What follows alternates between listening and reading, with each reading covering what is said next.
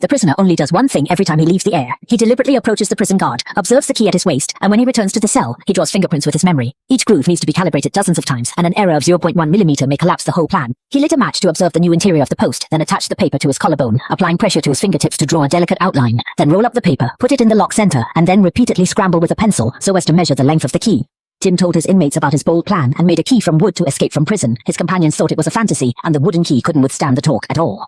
The harder challenge lies in recreating it precisely. Is it achievable with just eyes and hands? Tim firmly believes that with full cooperation, success is guaranteed. Luckily, sourcing wood wasn't too tricky. While working in the shop, he discreetly collected scraps of wood, planning to hide them in a cup for transport. Sadly, today the guard conducted a rigorous search because a companion intentionally spilled nails to buy time for the fit person to smuggle wood.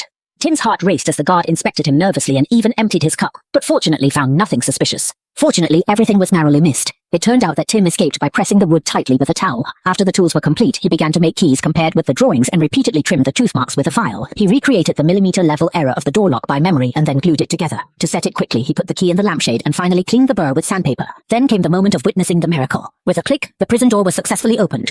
Tim smiled hopefully, and suddenly he was dumbfounded.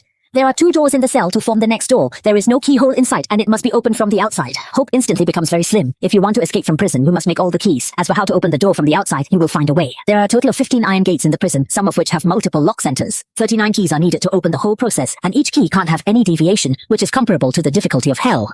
Whenever an opportunity arose, Tim's sharp eyes meticulously memorized the key's minute errors to replicate it perfectly for the lock. Success depended on navigating every iron gate. One day, while cleaning, Longhair stood in the corridor, passed the replica to Tim, and attempted to open the iron gate outside the cell. The first try failed, prompting further refinement using a file to reshape the key's tooth pattern. After several adjustments, they finally managed to unlock it.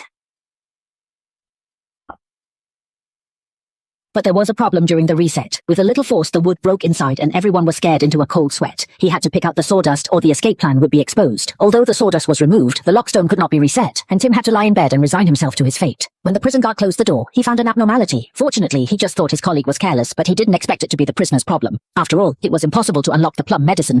Mother Earth conversed with the inmates, brainstorming solutions to unlock the mechanism from outside. Long Mao suggested tying the key to both ends of a rope, threading it through the keyhole and pulling it into position. Tim immediately dismissed the idea, deeming it nearly impossible to turn the key this way, even if the threading succeeded. As their discussion became fervent, a prison guard silently approached. Suspicious of their behavior, he decided to observe closely but left after finding nothing wrong. Once certain the guard had departed, the group resumed their discussion. Suddenly, Yellow Mao had a spark of creativity upon noticing the broom, which had just enough length to manipulate the door lock from the window.